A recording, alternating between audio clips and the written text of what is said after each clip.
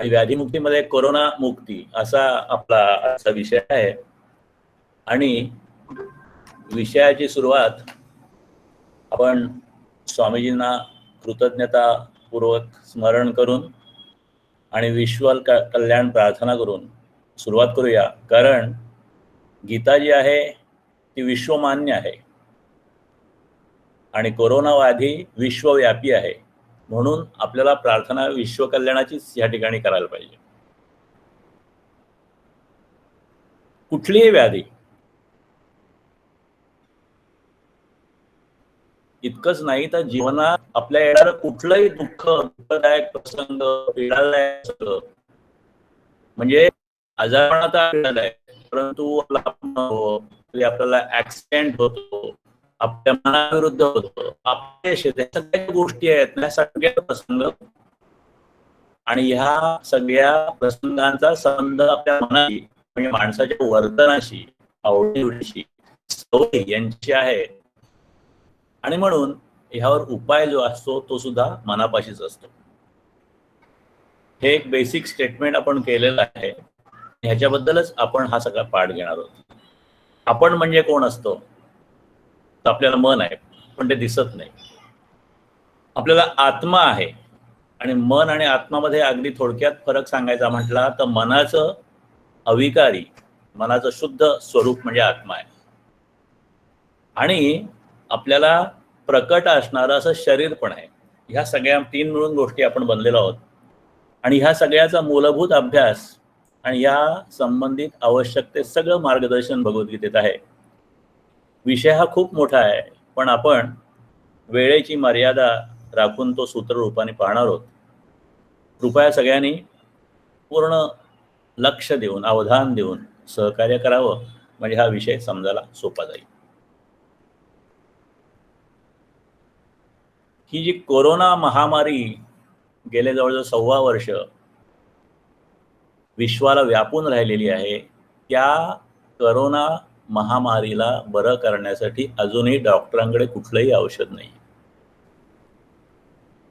Corona जो आहे तो मुळात श्वसन संस्थेच्या संसर्गाने सुरू होणारा रोग.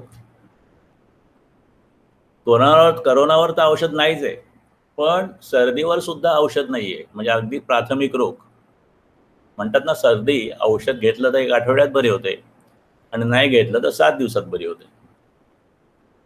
आता औषधच नाही म्हणून एक उपाय म्हणून लसीकरणावर भर दिला जातोय आणि हे खूप महत्वाचं आहे. पण ह्या लसीकरणाने सुद्धा कितपत आणि किती काळपर्यंत पूर्ण संरक्षण मिळू शकतं याबद्दल पूर्ण माहिती उपयुक्त नाही, उपलब्ध नाही. याच्यावर सुद्धा वेगळे रिसर्च चालू आहेत. कोरोनाच्या अगोदर एलोबा, swine flu, Asian flu, Spanish flu आणि प्लेगच्या अनेक साथी पूर्वी येऊन गेलेल्या आहेत. आणि अजून सुद्धा HIV एड्स ही जी साथ आहे ती 1981 पासून आहे. आणि ह्या सगळ्या व्हायरस व्याधींच्या आधीची उदाहरणं आहेत. HIV एड्स तर आहेच, परंतु बाकीच्या सगळ्या ज्या व्याधी आहेत त्या सगळ्या जगातून पूर्णपणे हद्दपार झाल्याचं खात्रीपूर्वक अजूनही म्हटलं जात नाही. आणि ह्या कोविड महामारीबद्दल सुद्धा खूप खूप गोष्टी आहेत त्या अजून माहिती नाहीत, अज्ञात गोष्टी आहेत. आणि एक नवीन गोष्ट आपल्याला हळूहळू कळतीये. आता ह्या व्याधीबद्दल बघितल्यानंतर आपण आपल्या शरीर संस्थेकडे येऊ. हे शरीर आहे ते अनेक शरीर संस्थांनी एकत्रित काम करणारी उत्तम पद्धतीने चालतं. पण त्यातल्या 3 महत्त्वाच्या संस्था आपण बघू. ती एक आहे एंडोक्राइन सिस्टीम. आपल्या शरीरात ह्या एंडोक्राइन ग्लँड्स आहेत आणि त्या हार्मोन्स किंवा संप्रेरक याची निर्मिती करतात. आणि ह्या सगळ्या ग्रंथीच्या समूहापासून ही एंडोक्राइन सिस्टीम तयार होते. आणि आपल्या शरीराचं अत्यंत महत्त्वाचं काम म्हणजे शरीराची वाढ, विकास, प्रजनन, इतर ग्रंथींचं कार्य नियंत्रण करणं, हे सगळं काम ही संस्था करत असते. अत्यंत महत्त्वाची आहे. दुसरी महत्त्वाची म्हणजे रोगप्रतिकारक संस्था किंवा इम्युन सिस्टीम आणि जंतू जीवाणूपासून आपल्या शरीराचं संरक्षण करण्यासाठी ही संस्था आहे. तिसरी महत्त्वाची संस्था म्हणजे चेतासंस्था. आणि आपल्या ऐच्छिक आणि अनैच्छिक या सगळ्या शरीराच्या ज्या कृती आहेत त्याच्यामध्ये समन्वय साधून शरीराच्या वेगळ्या वेगळ्या भागांना संदेश वाहून नेणारी ही संस्था आहे. शरीर यंत्रणेतल्या अत्यंत महत्त्वाच्या ह्या 3 संस्था असून त्या पूर्ण स्वयंप्रेरित पद्धतीने म्हणजे पूर्ण नैसर्गिक पद्धतीने काम करतात. आणि ह्या तिन्ही संस्था काही प्रमाणात एकमेकावर अवलंबून आहेत आणि ह्या व्यवस्थित काम करत असतील, त्यांचं संतुलन आणि संचलन ठीक असेल तिथपर्यंत शरीर यंत्रणा नीट चालते. जेव्हा काही गंभीर शारीरिक व्याधी होते तेव्हा त्या व्याधीमुळे शरीरात जे बिघाड होतात त्यामुळे या यंत्रणांवर अधिक ताण येतो. जसं करोना व्हायरस इन्फेक्शननी हा येऊ शकतो आणि मग शरीरामध्ये रोगाची लक्षणं दिसू लागतात. ताप, अंगदुखी, श्वास लागणं वगैरे वगैरे जी लक्षणं आहेत ती सध्या दिसतात तशी वेगळी वेगळी लक्षणं दिसायला लागतात कुठल्याही रोगामध्ये. आणि मग कधी कधी ती फार गंभीर होतात. आता ही गंभीर झाली की त्याच्यावर उपाय तर करायला पाहिजेत. मग डॉक्टरांकडे जाणं, गोळ्या, औषधं, इंजेक्शनं, स्टिरॉइड्स, ऑक्सिजन सप्लाय, वाटलं तर लागला तर व्हेंटिलेटर, अशा सगळे उपाय केले जातात. आणि ह्या उपायांनी ती लक्षणं कमी करण्याचे प्रयत्न डॉक्टर करतात आणि मग ती लक्षणं कमी झाल्यानंतर हळूहळू डॉक्टर पेशंट घरी जातो. आता हे सगळे उपाय आजारी माणसाच्या दृष्टीने आवश्यक आहेत, पण या उपायांचे साईड इफेक्ट्स होऊ शकतात असं मेडिकल सायन्स सुद्धा मानते. आणि हे साईड इफेक्ट सुद्धा कधी कधी ते खूप गंभीर पण असू शकतात. कारण औषध जरी एक असलं तरी प्रकृती वेगळी आहे प्रत्येक व्यक्तीची आणि प्रत्येक व्यक्ती रिॲक्ट वेगळ्या वेगळ्या पद्धतीने त्या मेडिकल सिस्टीमच्या ट्रीटमेंटला होते. आणि म्हणून बऱ्याच वेळा घरी हॉस्पिटलमध्ये बरं होऊन परत आलेली माणसं सुद्धा वेगळ्या वेगळ्या कारणाने मृत्यू झाल्याचं आपण ऐकतो. आता ही रोग लक्षणावर उपाय करणारा ही सगळी पद्धत आहे, प्रोटोकॉल आहे, त्याच्यापेक्षा किंवा त्याच्याबरोबर निसर्गाने आपल्याला जी उत्कृष्ट शरीर यंत्रणा जी बहाल केलेली आहे त्या का कमी पडल्या ह्याच्यावर सुद्धा उपाय शोधला पाहिजे. आणि बऱ्याच वेळा ताणतणाव, नैराश्य, चुकीची आवड निवड, चुकीच्या सवयी, चुकीची अनिर्बद्ध लाईफस्टाईल ह्या सगळ्यामध्ये या व्याधींचं कारण आढळतं. जवळजवळ 90% व्याधी वरवर काही वेगळ्या वेगळ्या कारणांनी झाल्या अशा दिसलं, म्हणजे व्हायरस असेल, बॅक्टेरिया असेल, तरी बऱ्याच वेळा त्याचं मूळ कारण मनाशी निगडीत आहे असं म्हणतात आणि ह्याला सगळ्यांना सायकोसोमॅटिक डिसऑर्डर्स असं म्हणतात. भारतात जी कोविड स्थिती आहे सध्याची त्याची साधारण आकडेवारी अशी आहे की आपल्याकडे एकंदर जे डेथ्स होत आहेत आणि ज्या रिकवर्ड केसेस आहेत तर डेथचं प्रमाण साधारणतः 1.3% आहे रिकवर्ड केसेसच्या मानाने. एकंदर सगळी कोविड अफेक्टेड पॉप्युलेशन आपण बघितली तर ती 260 लाख आहे. ह्या फिगर्स इकडे तिकडे असू शकतात. आणि हा जो रेशिओ आहे की population to total affected people हा 1.93% आहे. म्हणजे 2% लोकच अफेक्टेड आहेत, 2पेक्षा कमी पर्सेंटेज लोक डेथमध्ये जातात. आणि साधारणतः आपण मृत्यूचं प्रमाण बघितलं तर ते असं आहे गेल्या 14 महिन्यात जर आपण मृत्यू बघितले झालेले आहेत ते आणि त्याला लोकसंख्येची तुलना केली त्याची तर साधारणतः 10,000मध्ये 2 मृत्यू 14 महिन्यात झालेले आहेत असं आपल्याला दिसतं. आता जगाचं काही काही देश बघितले, अमेरिका बघितली, ब्राझील बघितलं, त्यामाने भारताची परिस्थिती किंवा भारताची जी काही मृत्यूदर, बाधितांची संख्या रिलेटिव्हली कमी आहे अजून तरी. पण परत तिसरी लाट आणखीन काय काय पुढे होईल ते कोणी सांगू शकत नाही. आणि अनेक कारणामुळे रोग्याच्या मनात आणि आपल्या सगळ्यांच्या मनात वेगळी वेगळी भय स्थिती निर्माण झालेली आहे. रोगी बरा होईल की त्याची भीती असते त्याला, जो बरा नाही झालेला किंवा रोग झालेला नाही त्याला रोग होईल का भीती असते. आणि डॉक्टर सुद्धा वेगळ्या वेगळ्या पद्धतीने वेगळे वेगळे पेशंट आणि नवीन नवीन लक्षणं असल्यामुळे आणि प्रोटोकॉल साधारणतः बदलत असल्यामुळे काय करायचं ह्याच्याबद्दल बऱ्याच वेळा संभ्रम असतो. आणि त्यामुळे कधी कधी परवा मुख्यमंत्रीच म्हणत होते की रोगापेक्षा निदान भयानक नको, आपल्या रोगापेक्षा उपाय भयानक नको.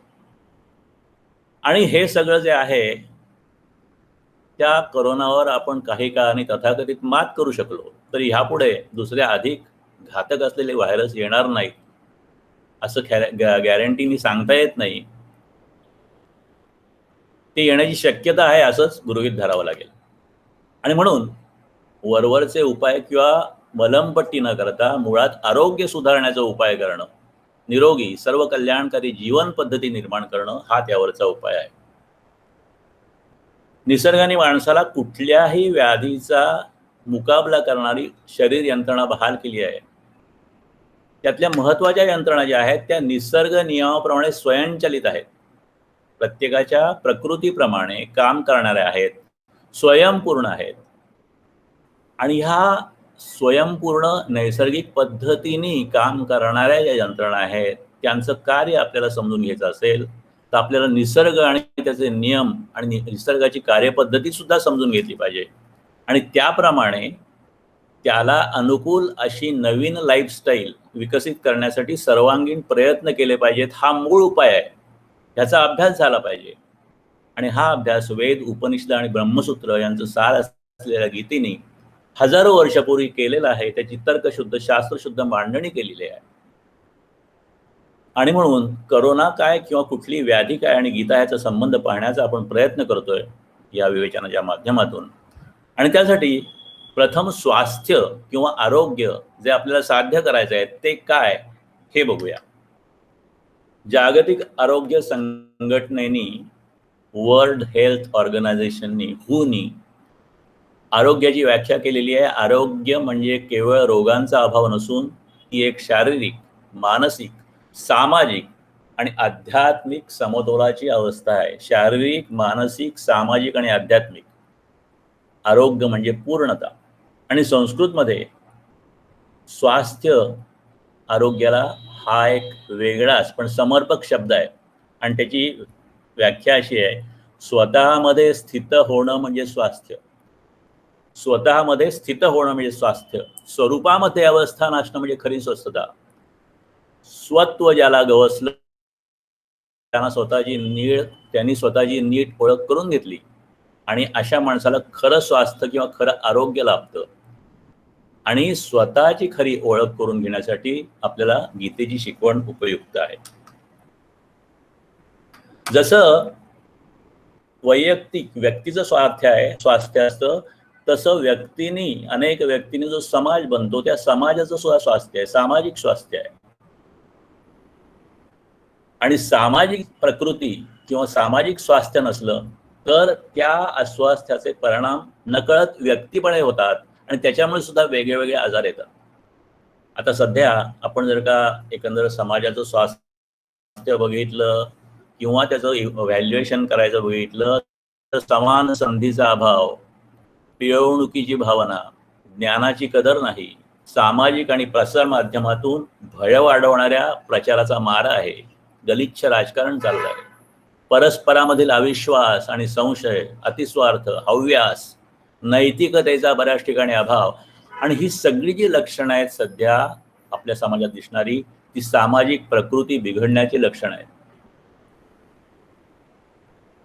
वैज्ञानिक संशोधन टेक्नॉलॉजी पुढे ॲडव्हान्स झालेली आहे. अनेक यंत्र आणि औषधांची निर्मिती पण झालेली आहे. अनेक रोगांचं काही प्रमाणात उच्चाटन झालं हे जरी खरं असलं तरी ह्या वैज्ञानिक संस्कृतीतून आणि नव्या सामाजिक स्थितीतून नवीन आजार सुद्धा निर्माण झाले आहेत. आणि हे आजार सगळ्यांना जिथे समृद्धी आहे, प्रगती आहे तिथे सुद्धा वाढत आहेत. आणि म्हणून त्यासाठी वेळीच काळजी घेतली पाहिजे. वैयक्तिक तसं सामाजिक स्वास्थ्य सुधारायचं असेल तर मनाच्या शिक्षणाचे मूलभूत उपाय योजले पाहिजेत. आणि त्याच्यासाठी आपल्याला गीता काय म्हणते ते बघायला पाहिजे.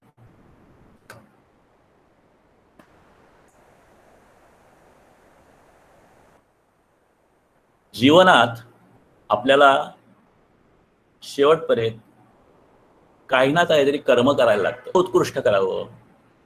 योग हा कर्मसु कौशलम असं गीतेने म्हटलेलं आहे. हे जे कर्म आहे ते कौशल्याने कसं करावं. आपण साधारणतः स्वार्थी हेतूनी काम करत असतो. कीर्ती पाहिजे, पैसा पाहिजे, सत्ता पाहिजे, स्वर्ग प्राप्ती पाहिजे, आपलं नाव झालं पाहिजे, ह्या सगळ्या गोष्टीसाठी आपण काम करत असतो. पण हे कार्य कर्म आपलं सगळं भविष्य ठरवत असतं. म्हणून कशा पद्धतीने काम करायचं. कर्मयोग म्हणजे कर्म करण्यासाठी कौशल्य आणि शास्त्रीय पद्धतीने कर्माचं अनुष्ठान. आता हे कर्म आपल्याला करायला लागेल, पण बऱ्याच वेळा आपल्याला जे मुख्य काम करायला लागतं, जी आपली मेन ड्युटी असते, म्हणजे नोकरी असेल, व्यवसाय असेल, गृहिणींचं काम असेल, अशी जी मुख्य प्रत्येकाची ड्युटी आहे किंवा कर्म आहे, ते आपल्याला बऱ्याच वेळा मनासारखं काम मिळेलच असं नाही. हां, त्यासाठी आपण प्रयत्न जरूर करावा, पण आयुष्यभर तर प्रयत्न करू शकत नाही. म्हणून जे शेवटी काम येईल, ते स्वकर्म समजून निष्ठापूर्वक करावं. कारण कुठलंही कर्म छोटं नाही. उदाहरण द्यायचं तर आपल्या समोरचं आता उदाहरण रणजित सिंग दिसले, वय 72, वय 32. त्यांना बेस्ट टीचर्सचं इंटरनॅशनल अवॉर्ड मिळालाय, $1 मिलियन, आणि महाराष्ट्रीयन ऑफ द इयर हा किताब किंवा हा पारितोषिक सुद्धा मिळालेलं आहे. आता ह्यांची जर का आपण बघितलं, ह्यांना मुळात इंजिनियर व्हायचं होतं. इंजिनियर होता आलं नाही म्हणून डिप्लोमाला ॲडमिशन घेतली. डिप्लोमा सुद्धा पूर्ण करता आला नाही. मग काहीतरी नोकरी करायची, कुठली नोकरी करायची, शेवटी त्यांना शिक्षकाची नोकरी मिळाली. अजिबात करायची नव्हती त्यांना. एक छोट्या गावात कुठली तरी एक छोटी शाळा मिळाली. परंतु एकदा आता आपल्याला एक कर्म करायचं आहे आणि दुसरा इलाज नाही म्हटल्यानंतर त्यांनी त्याला त्या प्रोफेशनला पूर्ण वाहून घेतलं. आणि मग त्या शिक्षणाचा प्रचार सगळ्या मर्यादेत कशा पद्धतीने वेगळ्या वेगळ्या शाळांमध्ये ग्रामीण भागात आम्ही करता येईल ह्याच्यावर त्यांनी खूप रिसर्च केला आणि ह्या कामाची जागतिक पातळीवर नोंद घेतली गेली. म्हणजे मनासारखं काम नव्हतं, पण मिळालं, तो स्वधर्म मानला आणि तो केला. असे बरेच आपल्याला उदाहरणं सांगता येतील.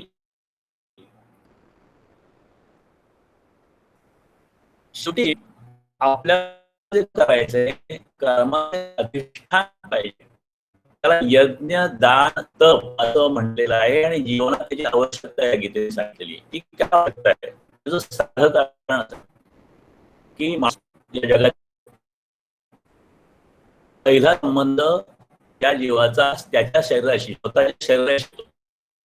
जन्म झाल्यानंतर मग आई वडील, अन्य लोक, म्हणजे लोकांशी संबंध येतो, अन्य व्यक्तीशी संबंध येतो. आणि जिवंत आहे तिथपर्यंत सृष्टीचे जे वेगळे भाग आहेत, सृष्टीचे जे वेगळे घटक आहेत, त्याच्याशी आता संबंध येतो. संबंध येतो म्हणजे काय, ह्या सगळ्या गोष्टींचा उपयोग करून, ह्या गोष्टींचा वापर करून त्यांना थोड्याफार प्रमाणात झिजून माणूस आपलं जीवन जगतो.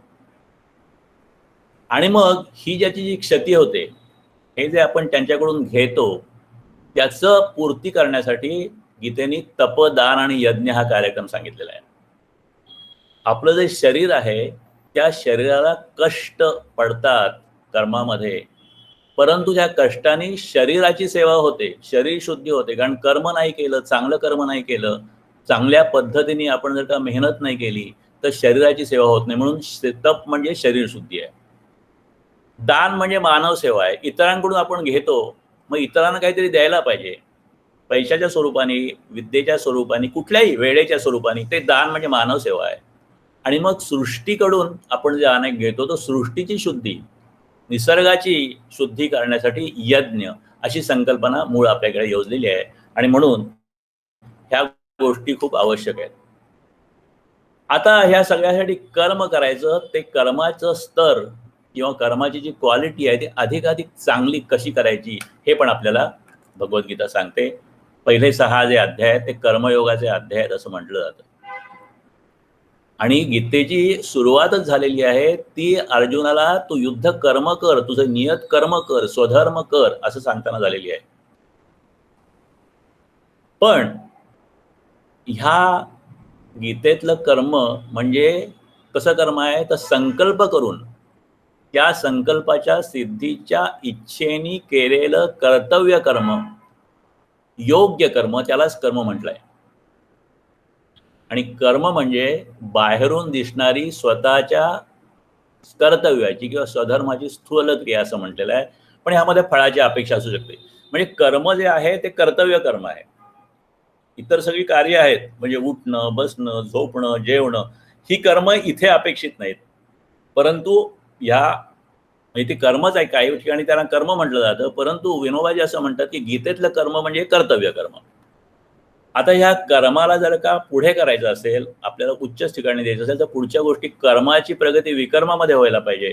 आणि विकर्माची आपल्याला सवय लागली की आपल्याला अकर्म स्थितीमध्ये जायला पाहिजे असं भगवान विनोबाजी म्हणतात. आणि त्याच्यावर साधं उदाहरण आहे, एक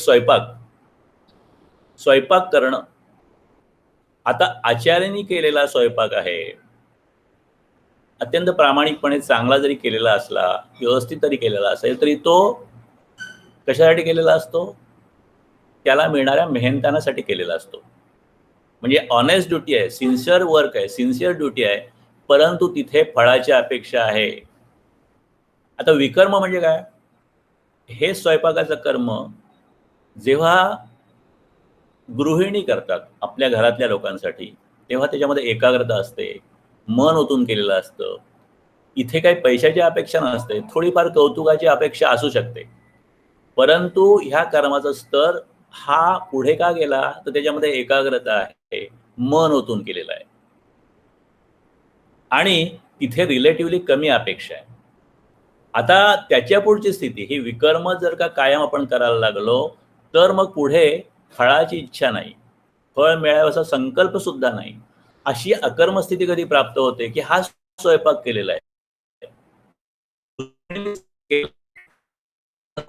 मोठी पूजा आहे, त्या पूजेची नैवेद्य बनवतात.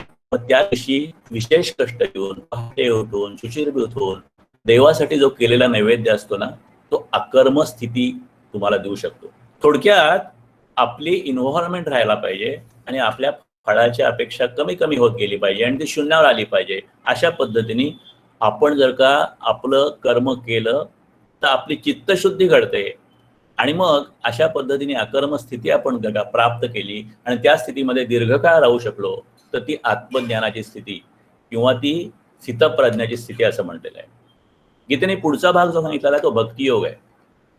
आणि भक्तियोगात एक राजयोग नावाचा योग सांगितलेला, जो सगळ्यांना, त्याच्यासाठी कुठल्याही प्रकारच्या ज्ञानाची, एक्सपर्टाईजची कसली, कुठलंही काम करणाऱ्या माणसाला, कुठल्याही स्थितीतल्या माणसाला तो योग करता येईल. कर्मयोगामध्ये कर्म करायचं पण फळाची अपेक्षा ठेवायची नाही. राजयोगामध्ये कर्म करायचं, फळ पण मिळणार आहे, फळ टाकायचं नाही, पण ते स्वतः पण खायचं नाही. ते घेऊन तसले तसं ईश्वराला अर्पण करायचं. म्हणजे काही फळ असेल, यश असेल, अपयश असेल, आनंद असेल, दुःख असेल, सगळं जे आहे ते परमेश्वराला, सगळ्या कर्माचा नैवेद्य प्रभूला अर्पण करण्याची ही भावना जी आहे, ती जर का आपण उत्तरोत्तर अधिक उत्कट करूया, म्हणजे प्रत्येक ठिकाणी तुम्ही परत अलिप्त झालात त्या सगळ्यापासून, चांगलं वाईट सगळं सोडून दिलं तुम्ही.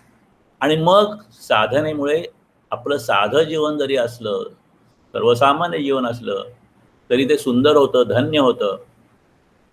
आणि ही भक्ती जर का आपल्याला खऱ्या पद्धतीने प्राप्त करायची असेल, तर 3 गोष्टी आवश्यक आहेत. एक म्हणजे आपल्या ह्या धारणा पाहिजेत की जग स्वतंत्र, सुंदर आहे, खरं आहे, पण ते पूर्णपणे ईश्वराधीन आहे, नियमाधीन आहे, हे आपल्याला फक्त लक्षात पाहिजे. ईश्वर जगात आहे आणि ईश्वरच सर्व आहे, हे आपल्याला दुसरं लक्षात आलं पाहिजे. आणि ईश्वराबद्दल असा विश्वास म्हणतो दृढ झाला पाहिजे. विनोबांची जी एक गोष्ट सांगतात, विनोबा मुलांना शिकवत होते, मोठ्या माणसांना काहीतरी पाठ शिकवत होते. एक दिवा लागला होता आणि दिव्यात ते त्यांना शिकवत होते.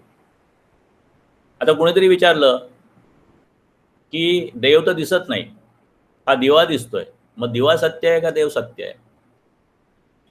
विनोबाजींनी सांगितलं, हा दिवा सत्य आहे का नाही मला माहित नाही, परंतु देव नक्की सत्य आहे. एवढी निष्ठा जी असते ती भक्तीची निष्ठा असते. आणि कृष्ण म्हणतात भगवंतामध्ये, तुझं जीवन संपूर्णतेने मला अर्पण कर, माझ्याशी एक रूप हो, देवा तू करशील ते चांगलं असेल, तेच मला चांगलं वाटेल हा विश्वास ठेव, आणि मग देव तुझी सगळी काळजी घेईल, असं सांगितलेलं आहे. एक डॉक्टर असतात, अशीच महामारी चाललेली असते, काही वर्षापूर्वीची गोष्ट आहे. खेड्यात राहत असतात, खेड्याच्या जवळ 5-7 खेडे असतात.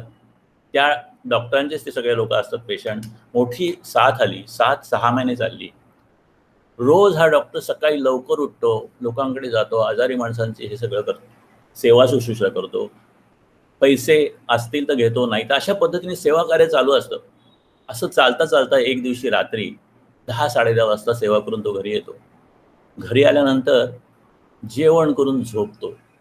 झोपल्यानंतर थोडी झोप लागली 12:30-1ला, तोच कोणीतरी दरवाजा ठोठावतो आणि म्हणतो, डॉक्टर चला, आमच्या घरात खूप पेशंट आहे, सिरियस आहे, चला चला चला. एवढे दिवस काम करून हा एवढा थकलेला असतो डॉक्टर, की म्हणतो, नाही नाही नाही नाही, मी आज येणार नाही, मी खूप थकलोय, जा तुम्ही, आता मला येता येणार नाही. खूप झोपलेला थकलेला असतो, झोप लागते. एक 2-4 तास झोपल्यावर पहाटे हा डॉक्टर जागा होतो. त्याला आठवतं, अरे आपण असं कसं केलं. म्हणून पहाटे उठून 6 वाजता तो अगदी उजेडत झुंजूरच्या टायमाला त्या ठिकाणी त्या पेशंटकडे जातात, एक दुसऱ्या गावामध्ये, आणि त्यांना सांगतो की माझी तर ते म्हणजे, डॉक्टर तुम्ही तर आला होतात रात्री, तुम्ही सगळ्या पेशंटला बरं केलंय, तो झोपलाय छानपैकी. बघा, डॉक्टर झोपलेला असतात, पण तो डॉक्टरांची सेवा बघून कोणीतरी एक शक्ती त्या ठिकाणी गेलेली असते आणि त्यांनी डॉक्टरांचं काम केलेलं असतं. आता पुढचा भाग ज्ञानयोग आहे. व्यक्तिगत आत्मा आणि परमात्मा यांना जाणणं म्हणजे ज्ञान. म्हणजे मी म्हणजे आत्मा आहे आणि परमात्म्याचा एक अंश आहे, हे जे आहे त्याला ज्ञान म्हटलेलं आहे गीतेत. आणि मी म्हणजे माझं शरीर, माझा अहंकार, असं समजणं हे अज्ञान आहे. आता हे जे ज्ञान आहे त्याचं खूप विस्तृत पद्धतीने गीतेमध्ये चर्चा झालेली आहे. क्षेत्रज्ञ विचार म्हणजे हे सगळं विश्व आहे, ते विश्व जे बनलेलं आहे ते ह्या क्षेत्रज्ञानी म्हणून बनलेलं आहे, त्रिगुणातून बनलेलं आहे. म्हणजे मूळ संकल्पना अशी आहे की परमात्मा किंवा परब्रह्म, ज्याला पुरुषोत्तर म्हटलेला आहे, तो निर्गुण आहे, निराकार आहे, निर्विकार आहे, निरवयव आहे, निरंजन आहे, निर्विकल्प आहे, निराभास आहे. म्हणजे तो अस्तित्वात नाहीये, त्याचं नाही असंच वर्णन आहे. त्या परमात्म्याला आपण असावं, एकोहम बहुश्याम अशी इच्छा झाली आणि त्याच्यातून जे निर्माण झालं त्याला पुरुष प्रकृती म्हणतात, शिवशक्ती म्हणतात, वेगळी नावं आहेत. आता हे जे पुरुष आहे हा करताय, पण या प्रकृती सगळं काम करते आणि या प्रकृतीची शक्तीच तत्व आणि त्रिगुण मिळून हे सगळं विश्व निर्माण होतं. अशा पद्धतीने आपल्याला हे विश्व निर्मिती आणि विश्वाच्या वेगळ्या वेगळ्या गोष्टी कशा निर्माण झाल्या हे भगवद्गीतेने सांगितलेलं आहे. आता हे सगळं विश्व निर्माण झालेलं आहे प्रकृतीपासून, आणि मी सुद्धा म्हणजे प्रकृती किंवा पुरुषापासून निर्माण झालेलं आहे आणि ते परमात्म्यापासून निर्माण झालेलं आहे. मग मी कुठून आलो, हे सगळं जग कुठून आलं. तर साधा आपण असा विचार केला की माझा जन्म आहे तो माझ्या आईवडिलांच्यामुळे झाला, त्यांचा जन्म त्यांच्या आईवडिलांच्यामुळे झालं. असं जर का आपण मागे मागे आपण जात राहिलो तर शेवटी आपण आदी मानवापर्यंत पोहोचू. मानवाचं निर्माण एका पेशीय जीवापासून झालं असं म्हणतात, ॲमिबापासून माणूस बनला असं म्हणतात. मग ॲमिबा कशातून बनला, जगातल्या पहिल्या पेशीचं निर्माण कसं झालं, तर त्याचं उत्तर शोधताना आपण व्हायरस आणि कोवॅसर्व्हे ड्रॉप्सपर्यंत जातो. याच्याबद्दलची छान माहिती माइंड पॉवर पुस्तकामध्ये स्वामीजींनी दिलेली आहे. आता हे जो जलबिंदू आहे, क्षार असलेला जलबिंदू आहे, ज्याला कोवॅसर्व्हे ड्रॉप्स असं म्हटलेलं आहे, त्याची निर्मिती कशामुळे झाली, पृथ्वीतल्या गोष्टीमुळे झाली. पृथ्वीची निर्मिती कोणामुळे झाली, सूर्यामुळे झाली. सूर्याचा पूर्वज कोण आहे, सविता आहे. आणि मग सविता म्हणजे परमात्म्याचा एक तेज पूज्य ब्रह्मतेज असं म्हटलं जातं. आणि अशा पद्धतीने मी कुठून आलो याचा बेसिक विचार केला तर आपण शेवटी परमात्म्यापर्यंत जातो. आणि हे जसं माझ्या बाबतीत शक्य आहे, तर ह्या जगात असलेल्या प्रत्येक वस्तूसाठी हेच अशाच पद्धतीने हे शक्य आहे. आणि म्हणून प्रत्येक वस्तू परमात्म्याची आहे आणि परमात्मा सगळ्या ठिकाणी आहे, परंतु तो कुठेही नाही. अशा पद्धतीने हे सगळं तत्वज्ञान भगवद्गीतेने ज्ञान सांगितलेलं आहे. आता माझं जे जीवन आहे, हे जीवन जे आहे ते सुद्धा ईश्वरामुळे चालतं. मी पृथ्वीत जन्म घेतलेला आहे, पृथ्वी सूर्यापासून बनलेली आहे आणि विभूती ज्या सांगितलेल्या आहेत, विशेष अस्तित्व परमेश्वराचं सांगितलेलं आहे भगवद्गीतेमध्ये, त्याच्यामध्ये पृथ्वी काय, सूर्य काय, सगळ्याच गोष्टी ह्या सगळ्या परमात्म्यापासून बनलेल्या आहेत, ते त्याचंच अस्तित्व आहे. आता समजा आपलं ह्या परमात्म्यापासून निर्माण झालेल्या पृथ्वीवर अस्तित्व आलं, अस्तित्व झाल्यानंतर आपली धारणा व्हायला पाहिजे, आपलं पालन पोषण व्हायला पाहिजे. आणि मग आपल्या ह्या सगळ्या धारणेसाठी, पालन पोषणासाठी परमात्मा रसरूप सोम होऊन वनस्पतींना पुष्ट करतो आणि मग आपल्याला अन्नधान्य, भाजीपाला, फळं सगळं मिळतं, भोजन सामुग्री मिळते. आता जेवण झालं, पण ते पचलं पाहिजे, नाही तर काय फायदा आहे. मग भगवान सांगतात, शरीरात वैश्वानर अग्नी बनून सगळ्या प्रकारच्या अन्नाचं मीच पचन करतो. मनुष्याला स्मृती आहे, बुद्धी आहे, विवेक आहे, ह्या सगळ्या शक्ती आहेत, ह्या सगळ्या परमात्म्याकडून मिळालेल्या असतात. आणि केवळ बुद्धी आणि विवेक असणं पुरेसं नाही, तो विवेक योग्य ठिकाणी लागला पाहिजे, योग्य अभ्यास झाला पाहिजे, वेदात जो अंतःप्रकाश आहे, पूर्ण ज्ञान आहे, ते प्राप्त झालं पाहिजे. आणि ते सगळं पूर्णत्व सुद्धा परमेश्वराच्या कृपेनेच येऊ शकतो. म्हणजे सूर्य, चंद्र आणि बाह्य प्रकाशापासून आपल्या जीवनापर्यंत सगळीकडे परमात्मा आहे म्हणून हे चालतं. आपला स्वतः श्वास सुद्धा परमात्म्यामुळे चालतो. हवा आपण निर्माण केलेली नाही, हवा आत घेऊन बाहेर जोडण्याची जी यंत्रणा आहे ती आपण निर्माण केलेली नाही. प्रत्येक श्वासाला आपल्याला परमेश्वराचं अस्तित्व जाणवतं, जर का आपण बघितलं तर. अशा पद्धतीने ज्ञान देत भक्त कोण, अभक्त कोण, ज्ञानी कोण, अज्ञानी कोण, दैवी आणि असुरी संपत्ती काय आहे, ह्या सगळ्याचं सविस्तर वर्णन भगवद्गीतेत दिलेलं आहे. आणि हे सगळं वर्णन देऊन आपल्यासमोर एक भगवंत आरसा धरतात. बघ बुवा, ज्ञानी असा आहे, अज्ञानी असा आहे, दैवी असा आहे, असुरी असा आहे, भक्त असा आहे, अभक्त असा आहे, तू कोण आहेस?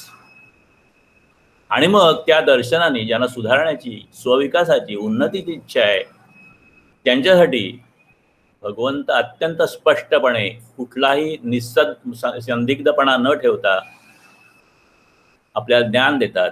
आणि ती दिशा आपण पकडली आणि ज्ञान आधारित श्रद्धा ठेवून स्वहिताबरोबर परहितासाठी जर का पसोशीचा प्रयत्न केला तर आपली उन्नती घडते, असं भगवंतांनी आपल्याला सांगितलेलं आहे. आणि ही उन्नती प्रत्येक व्यक्तीसाठी उपयुक्त आहे. ती व्यक्ती कुठेही असो, कुठल्याही देशातली असो, कुठल्याही धर्माची असो, कुठल्याही वयाची असो, कुठल्याही परिस्थितीत असलो, प्रत्येकाला ही उपयुक्त आहे. तर आढावा घ्यायचा म्हटलं तर कर्मयोग म्हणजे कर्तव्य कर्म, विकर्म, अकर्म आणि त्याला ध्यानाची जोड. भक्तियोग म्हणजे सत्यस्वरूप परमेश्वराची ओळख, त्याच्या विभूती आणि परमेश्वर प्राप्तीसाठी म्हणजे चिरंतन सत्याचं ज्ञानासाठी भक्ती कशी करावी, परमेश्वराच्या वेगळ्या वेगळ्या विभूतीमध्ये सगुण निर्गुण कशा पद्धतीने आपण ते बघावं आणि त्यासाठी भक्त होण्यासाठी काय पद्धतीचे गुण पाहिजेत हे आपल्याला भक्तियोगामध्ये सांगितलेलं आहे. ज्ञानयोग काय सांगतात? सर्व चराचर हा परमात्म्याचा अंश आहे. माणूस सुद्धा परमेश्वराचाच अंश आहे. सर्वाभूती परमेश्वर आहे हे जाणणं, माझ्यामध्ये आहे तसा इतरांच्या मध्ये आहे, त्याप्रमाणे आपलं वर्तन असणं आणि अशा पद्धतीने आपण जगत जगत ज्या उच्च स्थितीला पोहोचू शकतो, ज्याचं वर्णन भगवद्गीतेत केलं आहे, ती आहे पुरुषोत्तम योग म्हणजे उत्कृष्ट स्थिती. आपण परमात्म्याच्या चिरंतन अस्तित्वाची अशा पद्धतीने जाणीव ठेवून आणि त्याची आपल्यावर जीवनाच्या प्रत्येक पावलात असलेली कृपादृष्टी धारण करून सदैव श्रद्धावान राहिलं पाहिजे, हे गीतेचं सांगणं आहे. तुम्ही कितीही जरी कर्तृत्ववान असाल आणि श्रद्धा नसेल तर तुमच्या कर्तृत्वाला उपयोग नाही. अभय म्हणजे भीती नको आणि नम्रता म्हणजे शरणांगतता किंवा अहंकार नसणं, हे गीतेमध्ये सांगितलेले दोन अत्यंत महत्त्वाचे दैवी गुण आहेत. आणि ते प्राप्त होण्यासाठी सज्ञान श्रद्धा आवश्यक आहे, हे गीतेत पुन्हा पुन्हा सांगितलेलं आहे. आणि मग ज्ञान आधारित भक्तियुक्त कर्म कसं करावं हे आपल्याला गीता विस्ताराने सांगते. आता हे सगळं ऐकलं आणि त्याप्रमाणे आपण काही प्रमाणात वागलो तर त्यांनी सगळ्या व्याधी आणि सगळी दुःख जातील असं नाही, पण त्या व्याधी आल्या, ते दुःख आली तर त्याचा त्रास वाटणार नाही. व्याधी आणि विपत्तीत देखील मनाचं स्थैर्य ढळत नाही, शांती आणि मगाशी आपण बघितलेलं स्वास्थ्य ते टिकून राहतं. अतिस्वार्थ वृत्ती, हव्यास, स्वकेंद्रित विचार, अहंकार, ह्या सगळ्या ज्या गोष्टी आहेत या मिळवायला लागत नाहीत, त्या सहज येतात. पण त्यांना प्रयत्नपूर्वक नियंत्रणात ठेवणं महत्त्वाचं आहे, आवश्यक आहे. आणि म्हणून गीता आपल्याला हा संयम कसा करायचा हे सांगते. आता माझ्या अनेक इच्छा आहेत, चुकीच्या गोष्टी आहेत, त्याच्यापासून मी दूर राहू शकतो का नाही? माझ्या इच्छा आणखीन अपेक्षांपासून अलिप्त होऊ शकतो का नाही? हा प्रश्न जेव्हा मनात येतो, तेव्हा त्याचा प्रयत्न किंवा त्याचा अभ्यास करण्यासाठी माणूस एक-एक गोष्टी सोडायला लागतो आणि ह्याला संयम असं म्हणतात. स्वास्थ्यासाठी, सर्वांगीण आरोग्यासाठी व्यक्तीने अनिर्बंध जीवन जगून चालत नाही. संयम नाही पाळलं तर शरीर रोगव्याधी दुःखाच्या माध्यमातून आपल्याला इशारा देतं. चुकीच्या वर्तनाचा इशारा आपल्याला शरीर, जेव्हा त्या शरीरात धोके निर्माण होतात तेव्हा दुःखाच्या माध्यमातून हा इशारा देतो आणि हा इशारा जो असतो, आपल्याला होणारी व्याधी असते ती आपल्याला सावध करण्यासाठी असते, सुधारण्यासाठी असते. तो इशारा समजून आपल्याला संयमाचं वर्तन करणं हे हितावं असतं. रोगाकडे संकट म्हणून न पाहता ही एक सुधारण्याची किंवा शिकण्याची संधी असं पाहिलं पाहिजे. जे व्यक्तीच्या पातळीवर खरं आहे ते समष्टीच्या पातळीवर सुद्धा खरं आहे. एकंदर जागतिक पातळीवर जेव्हा संकट येतं तेव्हा हे आपल्याला लक्षात ठेवलं पाहिजे, करोना हे सुद्धा संकट नाहीये, तर पुढचा होणारा सर्वनाश टाळण्यासाठी जगातल्या सगळ्या माणसांना दिलेला तो एक निसर्गाचा, प्रकृतीचा इशारा आहे असं समजलं तर आपण त्या व्याधीच्या मूळ कारणाचा शोध घेऊ आणि मग तो जर का शोध घेतला तर आपल्याला सगळ्या उपायांचा उपाय सापडेल, तो आपल्याला भगवद्गीता देते. जगामध्ये वाईटापेक्षा चांगले लोक निश्चितपणे जास्त आहेत, पण प्राबल्य आणि प्रभाव हा वाईट वृत्तीचा आहे. कोविड साथीच्या रूपाने निर्माण झालेली अशी संकट ही वाईट प्रवृत्तीच्या वाईट प्रवृत्तींना निर्वाणीचा इशारा देण्यासाठी आहेत असं कधी कधी वाटतं. बंधन आणि मोक्ष, शुद्धी अशुद्धी, स्वास्थ्य किंवा अस्वास्थ्य या सगळ्याचं कारण मन आहे. म्हणून कुणाला शिकवायचं असेल तर मनाला, उभं करायचं असेल तर मनाला, बुद्धीला. मन एव मनुष्याणाम कारणम बंध मोक्षयो असं वेदांत सांगतं. आणि मनात इच्छा वासना निर्माण झाल्या की बुद्धी निर्णय घेत असते. म्हणून योग्य निर्णयासाठी बुद्धीवर सुद्धा चांगले संस्कार करायला हवेत. गीतेच्या शिकवणुकीच्या माध्यमातून यासाठी काय करता येईल याची सूत्ररूप माहिती व्यक्ती पातळीवर आणि समष्टी पातळीवर आपण ह्या विवेचनात थोडक्यात घेण्याचा प्रयत्न केला. गीता तत्वावर आधारित व्याधीमुक्ती नाही तर सर्व आपत्ती मुक्तीसाठी स्वामीजींनी 60-70 वर्षापूर्वी रेसिप्रोपॅथी हा अभिनव उपचार पद्धती जी आहे त्याची सविस्तर मांडणी केलेली आहे. अर्थात आपल्याला या व्याख्यानामध्ये त्याबद्दलची माहिती मिळत आहे आणि मिळत राहील. हे सगळं ऐकल्यानंतर आपल्या मनात एक शंका येईल की हे आपल्याला जगता येईल का? तर श्रीकृष्णाने ते जगून दाखवलेलं आहे. श्रीकृष्ण जन्माला आले ते एका कैदेमध्ये आले.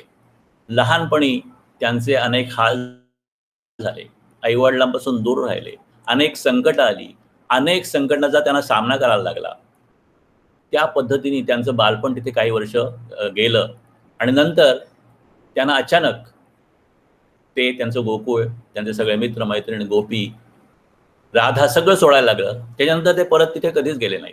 नंतर ते सांदीपनी ऋषींच्या मध्ये आश्रमामध्ये शिकले. त्यातील ब्रह्मचर्याचा त्यांनी साधना केली, अनेक गोष्टी केल्या, अनेक साधना केल्या आणि मग साधारणतः 21 वर्षानंतर राजकीय प्रक्रियेचा समन्वय आध्यात्मिक प्रक्रिया करण्यासाठी त्यांनी सगळं आयुष्य व्यतीत केलं. त्यांचं म्हणणं होतं की जे नेतृत्व करणारे लोक आहेत त्यांच्यामध्ये आध्यात्मिकतेची मूल्य रुजवायला हवी आणि म्हणून त्यांनी वेगळ्या वेगळ्या पद्धतीने स्वतः कुठेही उपभोग नेता अनेक पद्धतीच्या संकटांचा सामना करत हे सगळं करायचं केलं. पण शेवटी काय झालं? दुर्दैवाने या सगळ्याचा शेवट कुरुक्षेत्रावर जो महायुद्ध लढलं गेलं त्याच्यात झाला. अनर्थकारक परिणाम झाले. संपूर्ण पिढीतील लाखो योद्ध्यांचा नाश झाला. हे युद्ध टाळण्यासाठी भगवंतांनी अनेक पद्धतीने शर्थीचे प्रयत्न केले होते पण ते टळलं नाही. एवढंच नाही, पुढे काही वर्ष गेली. द्वारकेतील जे यादव होते, कृष्णाचे पुत्र पौत्र संबंधी होते, त्यांनी सुद्धा अत्यंत चुकीचं वर्तन करून स्वतःच्या एकमेकाशी कलह केले आणि स्वतःचा संपूर्ण नाश करून घेतला. मौसल पर्वामध्ये ह्या सगळ्या गोष्टी दिलेल्या आहेत. आणि शेवटी अशा स्थितीत श्रीकृष्णांनी देह सोडला. आता एका दृष्टीने विचार केला तर श्रीकृष्णांचं जीवन कार्य असफल राहिलं आहे, पण एवढा असून सुद्धा आपण देव म्हणून त्याची भक्ती करतो. कारण हे सगळं घडलं तरी सुद्धा त्यांनी स्वतःची प्रसन्न वृत्ती सोडली नाही, प्रयत्न सोडला नाही. सगळ्या भयानक घटनांचे साक्षीदार राहिले पण अलिप्त राहिले, आणि म्हणून आपण त्यांना भगवान म्हणतो, कारण ते स्वतःचे भगवंत राहिले. आयुष्यात सगळ्या गोष्टी प्रतिकूल घडत असताना ते एकदाही आपल्या उच्च तत्वांपासून ढळले नाहीत. त्यांनी गीता फक्त सांगितली नाही, तर गीता आयुष्यात प्रत्येक क्षणी जगले. आणि हे सगळं आपण सुद्धा करू शकतो.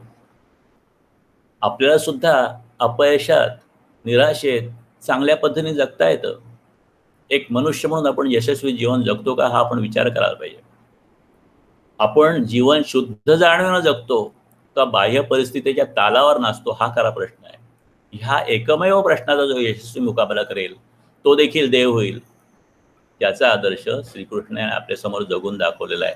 म्हणजे गीता कशी जगावी हे श्रीकृष्णाने दाखवलं, ज्ञानेश्वरांनी दाखवलं, गाडगे महाराजांनी दाखवलं, आणि स्वामीजी सुद्धा त्यांच्या संन्यासोत्तर काळामध्ये पूर्ण जे आयुष्य आहे ते भगवद्गीता जगण्यासाठी काढलेलं आहे. आता हे आपल्याला सगळं जमणार नाही, पण निदान 1 तासाचा संवाद करून आपल्याला काही प्रयत्न करता येतील का, सुरुवात करता येतील का? आणि अशा पद्धतीने जर का प्रयत्न सार्वजनिक जीवनात अनेक लोकांनी केलं तर एकमेकाच्या सहाय्याने सगळ्या समाजाची सुद्धा प्रक्रिया, कल्याण प्रक्रिया सुरू होईल. हे जे स्वामीजींच्या संदेशाचं दूरगामी उद्भव आहे ते आपण लक्षात घेतलं पाहिजे आणि आपण जगाला पटवलं पाहिजे. कर्मयोग आपल्याला एवढंच सांगतो की जगाचा त्याग करू नका, जगातच राहा, जगाचा भोग घ्या, पण जगाचा प्रभाव हवा तेवढा तुमच्यावर पडून दे. परंतु भोगासाठी हे जग नाहीये, कदापि नाहीये. भोग आपलं लक्ष नाही व्हायला पाहिजे. आणि स्वतःतल्या मीला, अहंकाराला मारून टाका आणि मग तुम्ही स्वतःचे सर्व जग आहात असा बोध बाळगा. दिन दिन मेरा ज्ञान कर्म बढ़ेगा, तो एक दिन सब जग मेरा ही बनेगा. आता हे सगळे बघितल्यानंतर आपण करोनासाठी करत असलेले जे उपाय आहेत, हात धुणे, मास्क, विलगीकरण, योग्य ट्रीटमेंट घेणं, याला कुठेही विरोध नाही. कारण एक औषध प्रणाली म्हणून प्रत्येक औषध प्रणाली उपयुक्त आहे, याचे नक्की फायदे आहेत. पण हे सगळं जे आहे ते लक्षणं ट्रीट करण्यासाठी आहेत, आणि म्हणून हे फायदे तात्कालिक आहेत, तात्पुरते असतात.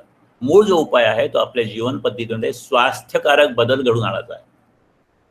आता ह्या सगळ्या पार्श्वभूमीवर गीतेचं हे विचार मंथन आपण अभ्यासलं पाहिजे. तो चिरंतन सर्व प्रकारच्या आज असल्या उद्या येणाऱ्या सगळ्या व्याधीवर करण्यासारखा उपाय आहे. Add peace and prayer to doctor prescription, असं स्वामीजी सांगतात. आणि म्हणून आपल्याला जर का खऱ्या व्याधीमुक्तीसाठी प्रयत्न करायचा असेल तर आपल्याला भोगयोगात जळून चालणार नाही. आज आपण भोगवादी जीवन जगतो. भोगयोगातून ईशयोगात जाणं याला म्हणतात विभूती योग, जो गीतेने सांगितलं आहे. जर भोगयोगाला ईशयोगाकडे नेण्यात आलं नाही तर मानव भोगयोगातून फायदावादी, व्यक्तिवादी आणि शेवटी जडवादी होतो. आणि शेवटी जीवनात यांत्रिक जडवाद किंवा मेकॅनिकल मटेरियलिझम पाहायला मिळतो. आणि औद्योगिक आणि व्यापारिक क्रांत्यातून जे अपत्य निर्माण झालेलं आहे ते आज पोचलं जात आहे. ह्या जडवादी आपण सगळे झाल्याने जीवनाचं उत्थान होत नाही. उत्थानाची बैठक जीवनाकडे पाहण्याचा दृष्टिकोन कसा आहे यावर अवलंबून असते. तो योग्य कसा ठेवता येईल हे सांगण्यासाठी गीतेचं मार्गदर्शन आहे. याचा उपयोग करून मानवाला सुखी करणं हे आपल्या प्रत्येकाचं कर्तव्य आहे. आणि ह्या कर्तव्याच्या पूर्तीसाठी पावले उचलण्याचा संकल्प करूया, आणि त्यासाठी आपण आत्मशुद्धीची प्रार्थना करूया. हे सत्य स्वरूप परमेश्वरा, मी माझ्याच कर्मबंधनातून निर्माण झालो आहे. या कर्मबंधनातून सोप्या अगर खोट्या रीतीने सुटून जाण्याचा कोणताही मार्ग नाही. अर्थात ही जी जाणीव आणि ज्ञान मला नव्यानेच प्राप्त होत आहे त्या मर्यादेपर्यंत मी सर्वांगाने अधिकाधिक शुद्ध होत आहे. हे परमेश्वरा, ही सद्बुद्धी, प्रेरणा आणि ज्ञान तू माझ्यात सतत कायम ठेव. हरिओम तत्सत. ब्रह्मार्पणमस्तु. हरिओम.